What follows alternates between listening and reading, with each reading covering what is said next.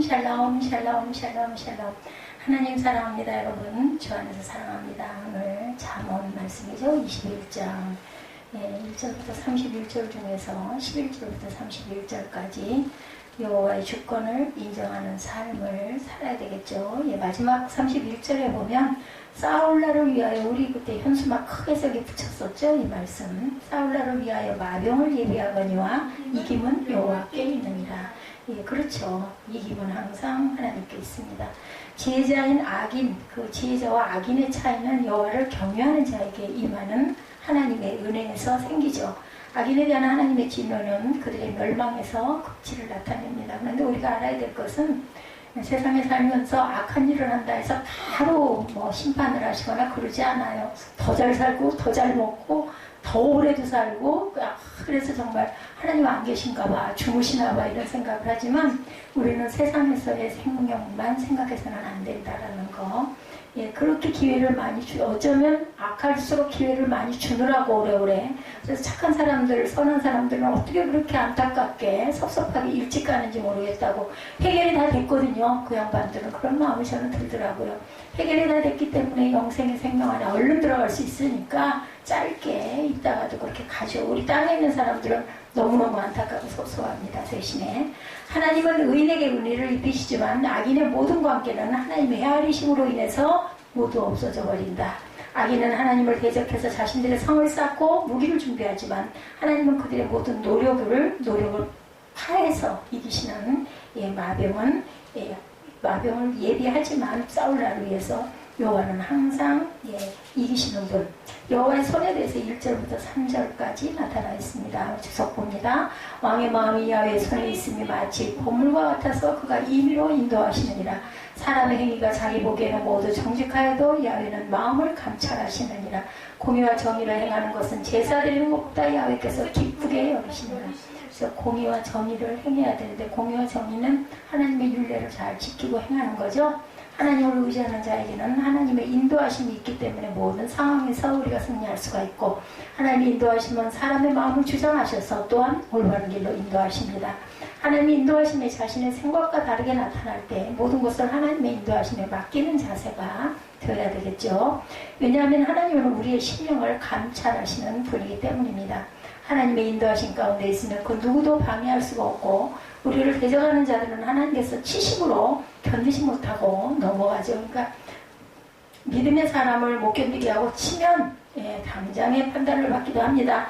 야훼의 다스리심에 대해서 출애굽기 15장 18절에 증거합니다. 야훼께서 영원 무궁하도록 다스리는도다 하였더라. 막을 사람이 없죠. 역대하 20장 6절에 보면 이르되 우리 조상들의 하나님 야훼여 주는 하늘에서 하나님의 하시나이까 이방 사람들이 모든 나라를 다스리지 아니하시나이까 주의 손에 권세와 능력이 있사오니 능히 주와 맞설 사람이 없나이다. 이렇게 말씀합니다. 야훼께서 기쁘시게 여기시는 일에 대해서 아까 3절 우리가 읽었어요. 공의와 정의를 행하는 자는 제사를 드리는 것보다 야훼께서 기쁘게 여기신다. 하나님 우리들이 의와 공평을 행하기를 원하시죠. 우리 가운데 공의가 이루어지고 공평한 일들이 이루어지는 것을 하나님은 무엇보다도 기뻐하신다. 그래서 부지런한 자가 풍부하게 되고 게으른 자는 궁핍하게 됩니다. 이렇게 공의와 공평이 이루어지는 것이 제사를 드리는 것보다 하나님을 더 기쁘게 하신다는 겁니다. 그러니까 예배를 드리는 것보다 공의와 공평으로 살아가는 것이 귀하다.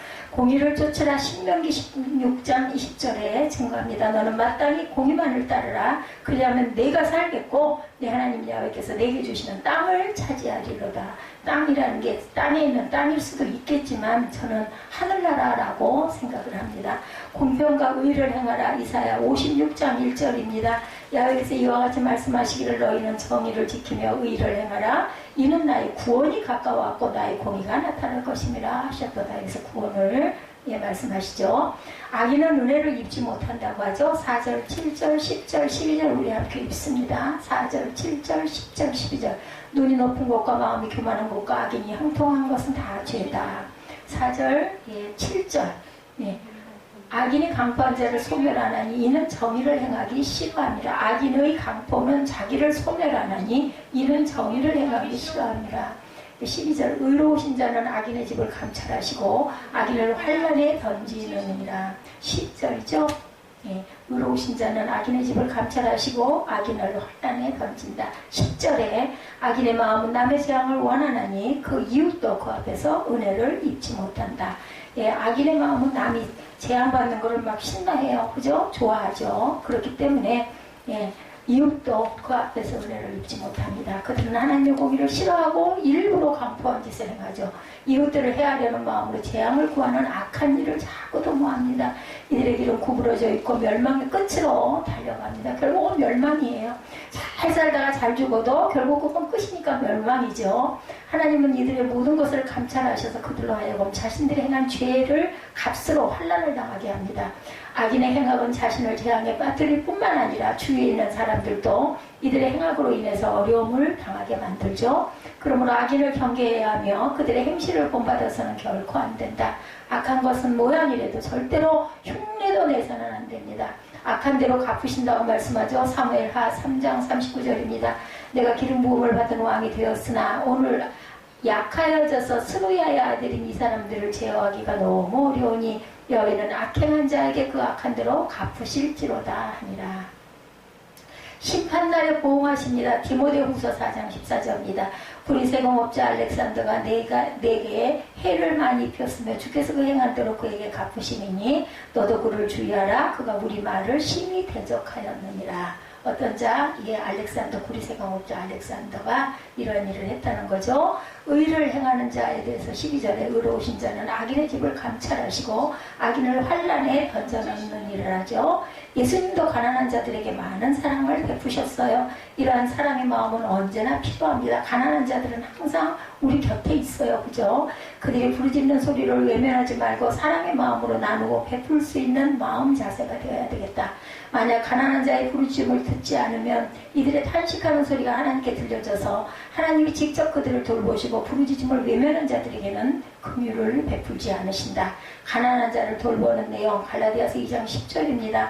다만 우리에게 가난한 자들을 기억하도록 부탁하였으니 이것은 나도 본래부터 힘써 행하여 왔노라. 가난한 자에게 음식을 주라고 합니다. 출애굽기 23장 11절에 일곱째에는 갈지 말고 묵혀두어서 내 백성의 가난한 자들이 먹게 하라. 그 남은 것은 들짐승이 먹으리라. 내 포도원과 감람원도 그리할지어다. 일곱째에는 그냥 묵혀두어서 가난한 백성들이 거기서 이삭을 주워 먹게 하라는 거죠. 공의를 행하는 즐거움에 대해서 말씀합니다. 의인의 즐거움 중에 제일은 공의를 행하는 것이다. 의인의 마음은 의를 행할 때 가장 즐겁고 또한 하나님의 동행하심으로 영생을 누리게 됩니다. 뇌물로 성의를 굽게 만드는 것은 결국 멸망에 이르죠. 뇌물, 좋지 않죠. 악인의 길이 패망에 이르는 것은 의를 행하지 않기 때문이고 의인들이 공의를 행하게 되면 악인은 설 곳이 없어집니다. 의인의 공의는 악인에 대한 심판을 의미하기도 합니다. 이것이 의인에게는 더할 수 없는 즐거움이 되는 것이다. 공의가 이루어지는 순간 하나님께서도 기뻐하시죠. 우리의 즐거움과 하나님의 기뻐하심이 하나가 되어야 합니다. 이것이 진정한 기쁨이고 평안의 지름길이다. 정직하라고 로마서 13장 7절에 모든 자에게 줄 것을 주되 조세를 받을 자에게 조세를 바치고 관세를 받을 자에게는 관세를 바치고 두려워할 자를 두려워하며 존경할 자를 존경하라. 의와 공평을 베풀라고 골로새서 4장 1절에 상전들아 의와 공평을 종들에게 베풀지니 너희에게도 하늘의 상전이 계심을 알지어다. 하늘에 하나님이 계시죠. 생명과 의와 영광을 얻을 자에 대해서 성실하지 못한 자는 가난하게 되죠. 또한 의롭지 못한 자는 멸망을 당하게 됩니다. 그러나 의와 인자를 따라 행하는 자는 생명과 영광을 얻게 된다. 인자한 행실은 하나님을 믿는 신실한 자들의 공통점입니다. 불의한 자들의 속임수에 넘어가지 않고 오직 하나님의 공의를 이루며 신실한 믿음과 인자로 살아가는 자들에게 하나님은 생명과 의와 영광으로 갚아주신다라는 것. 무엇으로? 생명과 의와 영광으로. 뭐하는 자? 불의한 자들의 속임수에 넘어가지 않고 오직 하나님의 공의를 이루고 신실한 믿음과 인자로 살아가는 자. 인자라는 건 사람이죠. 하나님의 약속을 믿고 그가 이루시는 일을 바라보며 우리는 그래서 살아가야 한다. 선을 행하는 자 로마서 2장 10절입니다. 선을 행하는 각 사람에게는 영광과 존귀와 평강이 있으리니 먼저는 유대인이요 그리고 헬라인이라. 야훼를 존중히 여겨라. 사무엘상 2장 30절에 그러므로 이스라엘 하나님 여호와가 말하노라. 내가 전에 내 집과 내 조상의 집이 내 앞에 영원히 행하리라 하였으나 이제 나 여호와가 말하노니 결단코 그렇게 하지 아니하리라. 나를 존중히 여기는 자를 내가 존중히 여기고 나를 멸시하는 자를 내가 경멸하리라 말씀합니다. 악인의 행실에 대해서 교만으로 행하는 자들에게 악인은 교만하여 무리하게 행하죠. 그들은 하나님을 무시하고 자신들의 소욕에 끌리는 대로 행하고 갑니다. 그들에게는 성실함이 없고 의와 생명을 찾아볼 수가 없습니다. 악한 생각은 하나님을 대적하는 일로까지 나아갑니다. 이것은 교만의 극치를 보여주는 것이고 그들의 길이 종말에 어디로 향하고 있는지를 짐작해야 합니다. 악인들이 다른 사람들을 속이고 자기 자신까지 속이며 형통한 것 같이 말하지만 그들의 결국은 뭐예요? 멸망이죠. 하나님을 대적하는 사람들에게 여호와의 진노하심이 임한다는 것을 우리가 꼭 명심해야 되겠다. 하나님의 말씀을 순종치 않는 자 에레미야 43장 2절입니다. 호사야의 아들 아사랴와 가레아의 아들 요하난과 모든 오만과 자기 에레미야에게 말하기를 내가 거짓을 말하는도다. 우리 하나님 야훼께서 너희는 애굽에서 살려고 그리로 가지 말라고 너를 보내어 말하게 하지 아니하셨느니라 말씀합니다. 악한 자의 교만에 의해서 시편 10편 2절입니다. 악한 자가 교만하여 가련한 자를 심히 압박하오니 그들이 자기가 베푼 꾀에 빠지게 하소서. 이렇게 고백하죠. 재물을 탐해서는 안 되겠죠. 악인은 게으름에 욕심이 많아서 항상 남의 것을 빼앗으려는 생각을 합니다. 그들에게 필요한 것은 욕심을 채울 수 있는 재물입니다. 그들의 탐심은 한 곳에 머물지 않고 계속해서 이어집니다. 세상의 모든 곳을 향해서 끝없이 이어갑니다. 욕심은 사슬과 같아서 연결된 다음 고리로 끌어옵니다. 처음에는 작은 것에서 시작되지만 다음 고리로 이어지면서 점점 큰 죄악의 고리를 끌어옵니다. 그 고리의 끝에는 사망이 있다는 것을 우리가 알아야 되죠. 지혜는 그 끝을 발견하는 것이고 처음을 보면서 그 결말을 깨닫는 것이다. 욕심은 죄를 낳죠. 야고보서 1장 15절이죠. 욕심이 잉태한 즉 죄를 낳고 죄가 장성한 즉 사망을 낳느니라. 게으른 자는 모든 것을 빼앗아갑니다. 마태복음 25장 26절부터 30절 우리 봅니다. 마태복음 25장 26절부터 30절입니다. 주인이 대답하여 이르되 악하고 게으른 종아 나는 심지 않은 데서 거두고 해치지 않은 데서 모으는 줄을 네가 알았느냐. 그러면 내가 마땅히 내 돈을 취하는 자들에게나 맡겼다가 내가 돌아와서 내 원금과 이자를 받게 하였을 것이니라 하고 그에게서 그 한 달란트를 빼앗아 10달란트 가진 자에게 주라. 무릇 있는 자는 받아 풍족하게 되고 없는 자는 있는 것까지 빼앗기리라. 이 무익한 종을 바깥 어두운 데로 내쫓으라. 거기서 슬피 울며 이를 갈리라 하니라. 말씀합니다. 악인의 생각은 하나님을 대적하기 위해서 자신의 모든 것을 동원하죠. 하나님과 겨루어 이기려는 마음에 더 이상의 자비와 공의를 임할 것이 없습니다. 그들의 모든 것은 하나님의 진노하심에 멸망할 것이고 하나님을 기쁘시게 하는 사람에게 하나님의 은혜가 임하게 되죠. 하나님을 기쁘시게 하는 방법은 공의를 행하는 것이다. 아까 말씀에 있었죠. 3절인가요? 불의를 거두고 악행을 금하며 하나님을 대적하는 길에서 떠나야 합니다. 하나님이 원하시는 삶을 사는 자들에게 하나님은 은혜를 입혀주시죠. 그러므로 오직 의인만이 하나님의 사랑과 자비하심을 받으며 진정한 기쁨과 평안을 누리게 된다. 그래서 우리는 오직 믿음으로 살리라. 오직 의인은 믿음으로 말미암아. 그렇죠. 오늘 본문에 우리 하나님은 우리 인생들의 주권자이심을 보여주었습니다. 예, 잠언 21장에 우리에게 주권자로서의 하나님을 우리에게 보여주시는 것은 우리 인생들에게 생사화복의 주권자이신 그분의 뜻을 따라 나를 포기하고 그에게 초점을 맞추라고 하는 것입니다. 생사화복의 절대 주권자이신 하나님의 말씀에 불순종하며 살면 불행해지고 하나님께 순종하면 좋은 관계를 맺고 살면 안정되고 복된 삶을 산다는 거죠. 하나님의 절대 주권을 인정하는 사람은 모든 염려와 근심을 어디에다 하나님의 손에 올려놓죠. 예, 마치 농부가 물고를 막기도 하고 트기도 하듯이 인생들의 생사와 화복을 야훼의 손이 하신다. 그러므로 우리 인생들은 우리 여호와 하나님을 두렵고 떨림으로 경외하고 우리가 순종할 줄 알아야 되겠다. 그래서 너희 행사를 야훼께 맡기라. 그리하면 너희 경영하는 것이 이루어지리라. 잠언 16장 3절이죠. 이것이 절대 주권을 가지신 하나님을 인정하는 성도의 생활 자세다. 뭐라고요? 너희 행사를 야훼께 맡기라. 그리하면 너희 경영하는 것이 이루어지리라. 둘째는 하나님의 절대 주권을 인정하는 사람은 하나님의 눈으로 사는 생활을 합니다. 우리 눈이 아닌 하나님의 눈으로. 사람의 행위가 자기 보기에는 모두 정직하여도 야훼는 심령을 감찰하시죠. 특별히 우리는 하나님 앞에서 겸손히 행할 줄 알아야 되겠다. 사람은 자기를 보는 눈이 사실 부족합니다. 한 주일 동안 우리가 세상에 나가 예비하는 자세로 살았다 할지라도 내게는 나도 모르게 행하여진 죄악이 있다는 사실을 절대 잊어서는 안 된다. 우리의 생각을 날마다 새롭게 해야 합니다. 변화를 받아야 합니다. 그러면 어떻게 할 것인가? 순간적이거나 현재적인 것보다는 영원적이고 내세적인 것에 가치를 두고 살아야 합니다. 신령한 것, 내세적인 것에 가치를 둬야 하는데 이것은 일하는 사람이 주인이에요. 자기를 희생하는 사람이 큰 자입니다. 하나님 앞에서 얼마나 진실한가에 문제가 있습니다. 이제는 참된 가치를 추구하며 살자는 것. 예, 그래서 하나님의 마음을 기쁘시게 해드리는 생활을 사는 것이 절대 주권을 인정하는 성도의 삶이다. 어떻게? 공의를 행하고 살아가는 거죠. 하나님을 기쁘시게 할 것이 많이 있겠지만 그 중에 으뜸은 예배 생활이고 다음은 순종. 우리는 성도이기에 이렇게 성회로 모임을 늘 가져야 된다. 그리고 또한 세상으로 나가야 되죠. 그러면 그 말씀대로 순종하면서 살아야 하는 것. 성회와 아울러 악을 행하는 일이 있어서는 절대로 안 된다. 사무엘 선지자의 말씀한 바와 같이 야훼의 목소리 순종하는 것이 무엇보다 낫다? 제사보다 낫다. 순종이 제사보다 낫다는 것을 우리가 꼭 기억해야 된다.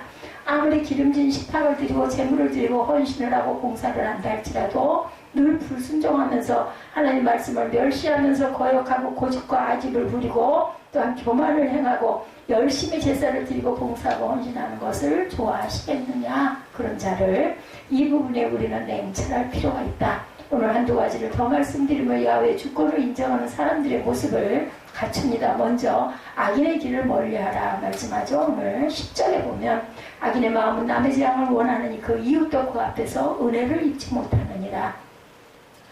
악인의 여러 가지 측면을 우리에게 설명해 주겠는데 10절에서 악인의 마음은 남의 재앙을 원하느니 그 이웃도 그 앞에서 은혜를 입지 못한다.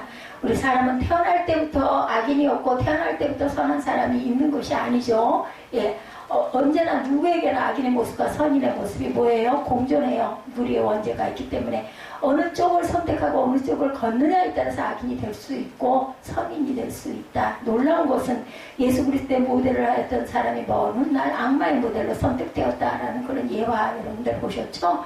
예, 수십 년 전에 예수님의 모델로 그림을 그려졌는데 나중에 그 가룟 유다의 그 천황아를 그리려고 찾아가지고 땅하다 하고 찾아서 딱 그 대생을 하려고 하면서 물어봤더니 본인이 옛날에 예수의 모델이 됐었다. 이렇게 변해야 한다는 뭘로? 삶으로, 생활의 모습으로 우리의 모습이 그렇게 변해집니다. 하나님의 주권을 인정하는 사람은 시편 1편에 기록된 대로 악인의 길을 쫓지 아니하고 죄인의 길에 서지 아니하며 오만한 자의 자리에 앉지 아니하고 오직 야훼의 율법을 즐거워하여 그 율법을 주야로 묵상하는 자보다. 정답이 다 있어요. 그죠? 너무나 귀한 말씀들이 있는데 우리는 그걸 그냥 넘어갑니다.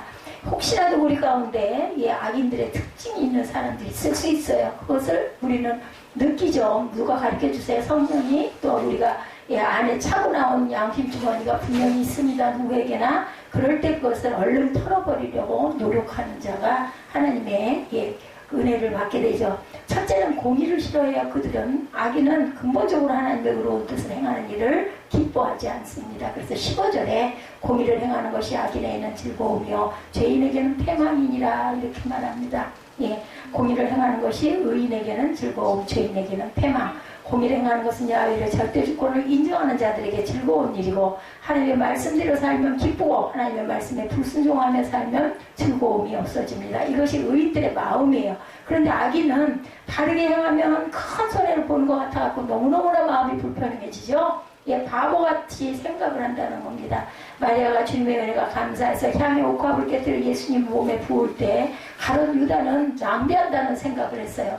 어떻게 보면 상당히 교회를 생각하는 것 같고 경제적인 것 같고 알뜰할 것 같이 보이는 생각이지만 따지고 보면 그는 도적이었고 마귀였기에 주님을 위해서 수고하고 헌신하고 사용한 것을 낭비로 봅니다. 요한복음 12장 3절에서 5절에 나타나 있죠. 둘째는 악인은 다른 사람이 재앙받기를 원합니다. 남이 잘못되는 거를 막 좋아해요. 남이 잘 되는 걸 배합하죠. 10절에 악인의 마음은 남의 재앙을 원하나니 그 이웃도 그 앞에서 은혜를 입지 못한다. 무서운 일이죠. 근데 정말 그래요. 그죠? 우리도 양심보따리 그런 게 가끔 있는 걸 스스로가 발견할 때가 있습니다. 누가 좀 안 됐다 그러면 곧 쌤통이다 이럴 때 있죠. 마약 중독자들은 주변에 있는 사람들까지 마약 중독자로 변하게 만든다는 거죠. 그래서 알코올 중독자와 사귀면 알코올 중독자가 되고 노름꾼 가까이 있으면 결국은 또한 노름꾼이 되는 것이죠.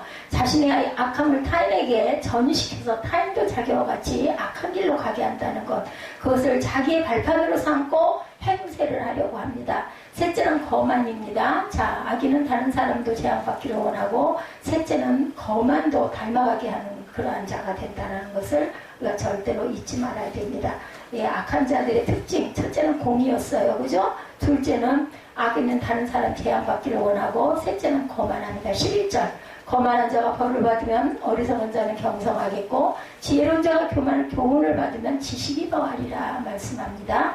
하나님의 주권을 인정치 못한 사람들의 특징은 거만함이에요. 그죠? 그래서 시편 114편 1절에 이르기를, 어리석은 자는 그 마음에 이르기를, 하나님이 뭐라 그래요? 없다도다 라고 하죠? 이것이 악인의 특징입니다. 이런 사람은 아무도 믿지 않습니다. 누구만 믿어요? 자기 자신. 예? 자기 자신 외에는 아무도 안 믿어요. 의지하지도 않습니다. 모든 것이 자기 중심이고, 중심이 되어야 마음이 편하고, 예, 좋은 거죠. 그렇지 않으면 다 잘못되는 것이라고 생각합니다. 굉장히 불행하죠. 이런 모습 속에서 하나님을 두려워할 줄 모르는 악인의 모습을 우리는 보게 됩니다. 이제 한 걸음 더 나아가 악인들이 추구하는 생활 습성을 살펴봅니다. 첫째는 악인들이 있는 곳에는 늘 다툼이 멈추지를 않습니다. 광풍이 불면 먼지가 일어나듯이 악인의 행로에는 다툼이 끊이지 않는다. 야고보서 4장 1절입니다. 너희 중에 싸움이 어디로부터 다툼이 어디로부터 나느냐? 너희 지체 중에서 싸우는 정욕으로부터 나는 것이 아니냐? 이렇게 말씀합니다. 정욕으로 나옵니다. 싸움은 너희는 욕심을 내어도 얻지 못하고 살인하며 시기하여도 능히 취하지 못하므로 다투고 싸우는도다. 너희가 얻지 못하면 구하지 아니하기 때문이요, 구하여도 받지 못하면 무엇으로 쓰려고? 정욕으로 쓰라고 잘못 구하기 때문이다. 야고보서 4장 1절부터 3절의 내용이었습니다. 그러므로 이런 심령은 늘 공허가 있고 혈기가 왕성하고 분을 잘 냅니다. 또한 독한 경쟁심도 갖고 있습니다. 항상 1등을 해야 한다는 심리적 불안감 때문에 마음에 평화가 없고, 설사 원하는 것을 얻었다 할지라도 그것을 잃을까 두려워서 승리의 기쁨을 누리지를 못합니다. 그런 자의 마음과 그런 자가 속한 환경은 늘 전쟁터가 되어 있죠. 그런 자가 교회에 있으면 교회가 항상 시끄럽고, 그런 자가 가정에 있으면 가정이 늘 불안하고, 직장에 있으면 직장이 늘 분위기가 썰렁하게 된다. 어때요? 예. 그 소란스러운 자가 교회에 있으니까 어떻든가요? 교회 예배 분위기가 엉망이 되죠.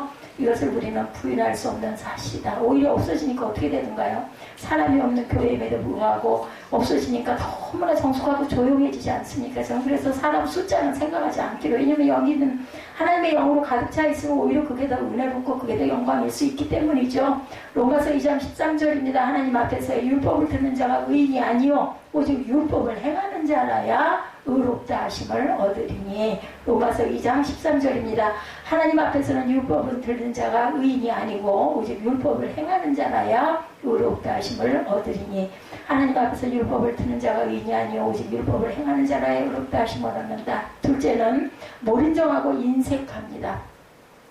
현대 정신의학자들과 심리학자들이 공동으로 발표한 것이 있는데, 다른 사람에게 조금이라도 무언가 단마음으로 섬기고 나눠줄 일이 있는 사람은 결코 인격적인 파탄자가 될 수 없다라는 보고가 있었다고 합니다. 악인은 가난한 이웃의 부르짖음에 대해 몰인정할 뿐만 아니라 인색하다. 남의 말 듣기 싫어하는 사람은 정신병자가 될 수밖에 없다는 거죠. 거꾸로 말하면 야고보서 5장 4절입니다. 보라, 너희 밭에서 추수할 품꾼에게 주지 않는 삭시 소리 지르며 그 추수한 자의 우는 소리가 만군의 주의 귀에 들렸느니라. 이렇게 살아서는 안 된다는 거죠. 물이 모이면 썩듯이 이웃을 외면하고 몰인정하고 인색한 자의 심령도 부패하고 영적인 파탄의 늪에 깊이 떨어지게 되고 말 것이다. 이 세상에 가난한 사람이 많이 있지만 아무 어쩌 줄 수 없을 만큼 가난한 사람도 없다는 거예요. 내가 가지고 있는 것은 없어도 내 마음속에 동정심과 긍휼히 여기는 마음이라도 가질 수 있죠. 예, 물질로 못 주면 마음으로라도 위로해 줄 수가 있습니다. 또 뭔가 친절하게 굴어줄 수도 있습니다. 내 이웃을 위해서 기도해 줄 수도 있고, 또한 같이 아픔을 같이 함께 나눠주고 눈물을 같이 흘려줄 수도 있고, 마음을 서로 위로하고 고통을 함께 나눌 수 있는 마음가짐 위로, 이런 위로도 따뜻한 위로, 긍휼도 있다는 거죠. 이것이 하나님의 절대 주권을 인정하는 의인들의 모습입니다. 그러나 악인들은 몰인정하고 인색합니다. 13절 봅니다. 귀를 막아 가난한 자의 부르짖는 소리를 듣지 아니하면 자기의 부르짖을 때도 들을 자가 없다. 남의 부르짖음, 남의 안타까움을 돌아보지 않고 안 들으려고 하면 내가 정말 그런 고통을 당할 때 아무도 들어주질 않는다. 셋째는 탐욕적이고 향락적이다. 타인에게 인색하고 모른정한 악인은 반면에 자신의 동물적인 욕구에 대해서는 관대하고 넉넉합니다. 그렇죠? 자기 보호는 아주 대단해요. 디모데후서 3장 1절에서 5절까지를 한번 봅니다. 디모데후서 3장 1절에서 5절입니다. 내가 이것을 알라 말세에 고통하는 때가 이르리니 사람들은 자기를 사랑하며 돈을 사랑하며 자긍하며 교만하며 회방하며 부모를 거역하며 감사치 아니하며 거룩하지 아니하며 무정하며 원통함을 풀지 아니하며 참소하며 절제하지 못하며 사나우며 선한 것을 좋아하지 아니하며 배반하며 팔며 조급하며 자고하며 쾌락을 사랑하기를 하나님 사랑하는 것보다 더하며 경건의 모양은 있으나 경건의 능력을 부인하는 자니 이 같은 자들에게서 내가 돌아서라. 이런 자들 옆에는 절대 가지 말아야 됩니다. 나도 모르게 에휴 나는 이만하면 괜찮네 이런 마음으로 위로를 받게 되죠. 제가 그전에 언제 한번 말씀드렸죠. 아이고 내가 너무너무 예배에 늦어가지고 헐레벌떡 갔더니 어이구 권사님도 저 앞에 있고 장모님도 앞에 문 앞에 서 있네. 나만 늦은 게 아니네. 이렇게 바라고 외친다는 겁니다. 결국 악인의 길은 어떻게 된다? 시편 1편 말씀한 대로 되죠. 의인의 길은 야훼께서 인정하시나 악인의 길은 망하리로다 라고 말씀하죠. 그래서 이렇게 망하는 길은 의인이 아니라 악인이라는 것을 우리가 절대 잊지 말아야 되겠다.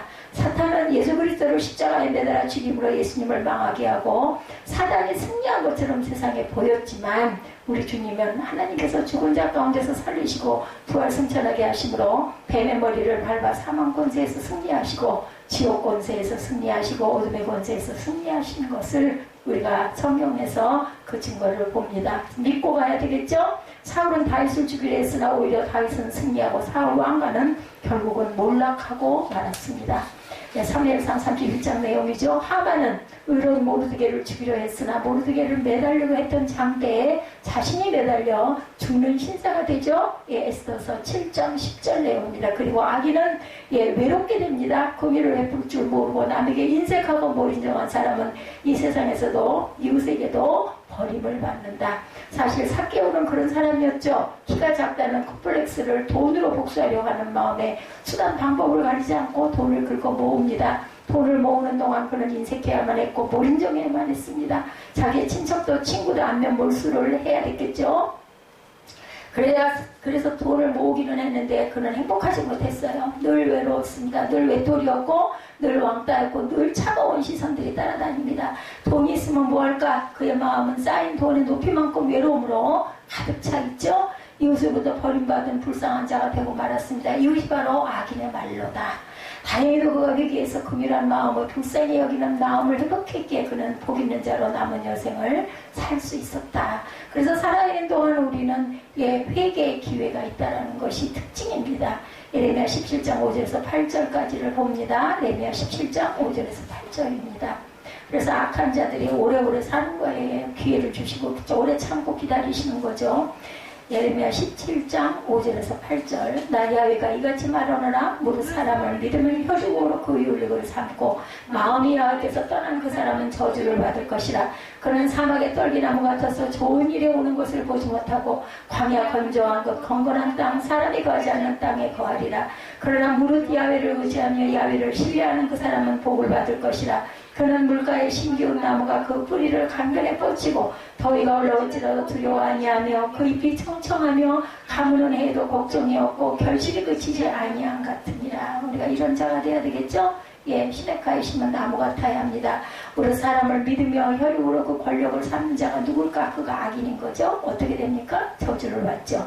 사막이 메말라 삐뚤어져 서 있는 떨기나무 같아서 좋은 일이 절대 일어날 수가 없습니다. 광야에 사람이 거하지 않는 땅에 거하게 되고 여기에 광야는 땅의 광야가 아니라 군중 속에 있어도 외롭기만 한 그러한 삶을 살 수밖에 없다는 뜻이죠. 그러나 야훼를 의지하는 자 그는 의인은 어떻게 된다? 물가에 심기운 나무와 같아서 더위가 와도 괜찮고 가무는 해도 걱정이 없다. 이 자리에 있는 저와 여러분들이 그런 그 시냇가에 심은 나무가 되시기를 주님의 이름으로 축복합니다. 끝으로 야훼의 절대 주권을 인정하는 자는 혀를 잘 지키는 생활을 한다. 23절에 입과 혀를 지키는 자는 그 영혼을 환난에서 보존하느니라. 24절에는 무리하고 교만한 자를 이름하여 망령된 자라 하나니 이는 넘치는 교만으로 행함이니라 라고 말씀하셨습니다. 잠언 20장 19절에도 두루다니며 험담하는 자는 남의 비밀을 누설하는 자나 입술을 벌린 자는 살심할지니라 말씀합니다. 오늘의 본문을 보면 우리의 영혼을 환난에서 보존해주는 것은 바로 우리의 입과 혀라고 말씀하고 있습니다. 그러면 항상 무슨 조심? 말 조심. 아무 때나 혈기를 부리지 말고 두루다니며 험담하지 말아야 된다. 잠언 13장 3절이죠. 입을 지키는 자는 그 생명을 보존한다고 말씀합니다.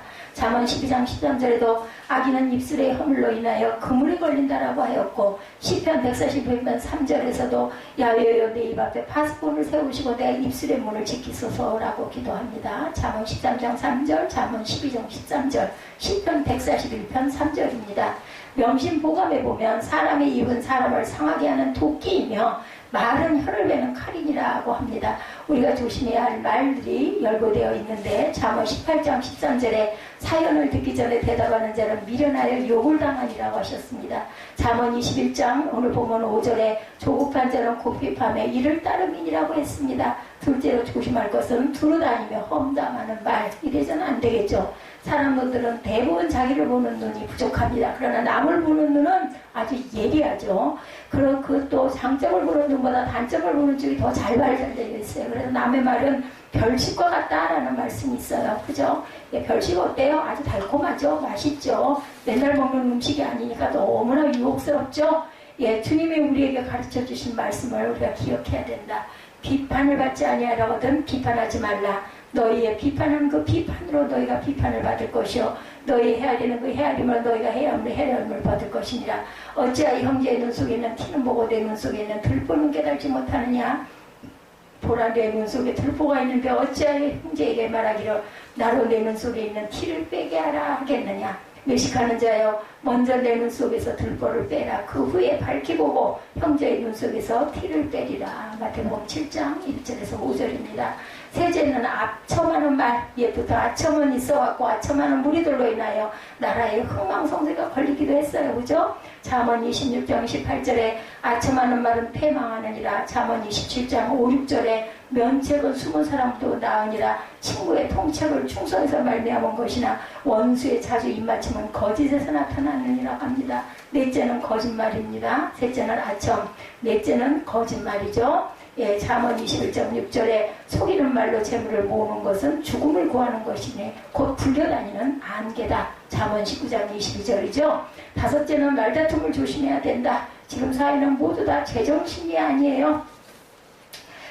둘째는 두루다니며 험담하는 것이었어요. 그죠? 오늘 본문에 보면은 또한 더 험담하지 말아야 된다라는 겁니다. 그리고 혀를 잘 지키는 생활을 해야 된다는 겁니다. 그리고 험담하는 말을 하지 말아야 되고 조급한 말을 하지 말아야 되고 첫째는 조급한 말, 둘째는 조심할 것은 두루다니며 험담하지 말아야 되고 아첨하는 말을 하지 말아야 되며 거짓말을 하지 말아야 되겠다. 다섯째는 말다툼을 조심해라. 제정신들이 아닌데 여기저기서 파업과 투쟁으로 혼란이 야기됩니다. 이 일은 나무랄 수도 잘한다고 할 수도 없는 아주 기가 막힌 일. 왜냐하면 생존권에 문제가 걸려있기도 하죠. 그들은 하나하나가 얼마나 절박한 심정이겠는가. 그러나 중요한 것은 다툼은 하나님께서 기뻐하시지 않는다는 것을 우리가 절대 잊지 말아야 됩니다. 모든 문제가 작은 다툼으로부터 시작된다. 그래서 잠언 17장 14절에 다투는 시작은 방죽에서 물이 새는 것과 같다. 이렇게 말씀합니다. 그래서 싸움이 일어나기 전에 시비를 붙일 것이라고 성경은 권고합니다. 잠언 12장 16절에 미련한 자는 분노를 당장에 내거니와 슬기로운 자는 수욕을 참느니라 하셨으니 여기에 계신 저와 여러분들은 슬기로운 자들이 되어서 수욕이라는 것도 잘 참고 지나가시기 바랍니다. 특별히 성경은 집에서 다투지 말라고 권합니다. 그도 그럴 것이 이 세상이 뭐예요? 전쟁터예요. 그죠? 사랑하는 남편이 아내가 자식의 지금 전쟁터에서 겨우 살아 돌아왔는데 가정은 쉼이 있어야 되고 위로가 있어야 되고 사람이 있어야 하고 또한 기쁨이 있어야 되는데 가정에서 계속적으로 싸워보면 어떻게 되겠어요? 결국은 죽게 되죠. 그래서 19절에 보면 다투며 성내는 여인과 함께 사는 것보다 광야에서 혼자 사는 것이 낫다라고 했으니 얼마나 집안에서 다툼이 무서운 것인가. 뼈를 썩게 하겠죠. 절대로 가정에서 다투고 싸우지 않도록 우리가 정말 조심해야 되겠다. 여섯째로 우직한 말도 조심해야 된다. 다른 말인 것은 틀림없지만 옳은 소리지만 과격하게 하고 무리하게 하는 것을 우직하다고 말합니다. 그 어떤 말을 할 때 말을 하는 뭐라 그래야 될까요? 말을 조금 조심해서, 그죠? 좋은 표현으로 해야 되겠다. 잠언 15장 1절에 과격한 말은 노를 교통한다고 했어요. 우리가 말을 너무나 악하게 강하게 하면은 좋은 뜻으로 얘기를 해줘도 그게 절대로 좋게 들리지가 않게 되죠. 사람의 마음에 상처를 주고 우직인데 이것은 아직도 우리의 인격에 결함이 있는 줄 알고 겸손한 마음으로 온유하려고 노력해야겠다. 표현을 항상 조심해서 온유하게 할 줄 알아야겠다. 일곱째로 은혜하는 말을 또한 조심해야 되겠죠. 아무도 모르게 남을 해롭게 하는 것을 은혜라고 하는데 정치꾼들이 흔히 쓰는 수법으로 무서운 죄입니다. 로마서 1장 29절에 수군수군 하는 말을 하지 말라. 없는 것도 있는 것처럼 유포하고 모함하며 증상하는 말은 우리 그리스도인으로서는 옳지 못한다. 여덟 번째로 자랑하는 말 조심해야 합니다. 사람이라면 자랑하기를 좋아하는 것이 특징이지만 지나친 자랑은 자기의 인격을 비열하게 만들 그 위험이 있습니다. 세상에서도 자기 자식이나 자랑을 심하게 하는 자를 팔불출이라고 하죠. 그래서 성경에 보면 여호와께서는 자랑하는 자의 혀를 끊으시겠다 이렇게 말씀하셨어요. 그 말은 그 자랑하던 자랑거리를 빼앗아 버리시겠다는 의미로 볼 수가 있죠. 시편 11편 3절에 이렇게 말씀합니다. 부디 바라기는 야훼의 절대 주권을 인정하는 자는 혀를 잘 지키는 생활을 해야 되겠다. 그러려니 차라리 입을 다물고 묵상을 하는 게 낫겠죠. 여기가 막 혈기가 올라오고 하면 딱 입을 다무는 게, 말을 안 하는 게, 그 자리를 피하는 게 낫죠. 주님은 베드로에게 말씀하시기를 또 내가 네게 이르노니 너는 베드로라. 내가 이 반석 위에 내 교회를 세우리니 음부의 권세가 이기지 못하리라. 교회를 떠나면 사망이에요. 그리고 특히나 하나님께서 은혜를 주신 자들은 특히나 그냥 내버려 두시지를 절대 않죠. 19절에 보면은 뭐라 그래요? 예, 마태복음 16장 18, 9절이죠. 내가 천국 열쇠를 내게 주리니 내가 땅에서 무엇이든지 매면 하늘에서도 매일 것이요 내가 땅에서 무엇이든지 풀면 하늘에서도 풀리리라고 말씀합니다. 우리가 이 세상에 나가 살면서 하나님의 절대 주권을 인정하며 하나님을 기쁘시게 하기 위해서 예배 생활과 순종 생활에 힘쓰고 혀를 잘 지키고 덕을 세우고 살게 되면 그때마다 천국 문을 열고 영혼 구원의 열매를 거두어들기도 하고 우리 그리스도인들이 잘못 살면 교회 문을 막는 것과 같다라는 말씀입니다. 야훼 하나님의 절대 주권의 역사하심이 저와 우리 교회 위에 충만하시기를 주님의 이름으로 축복합니다.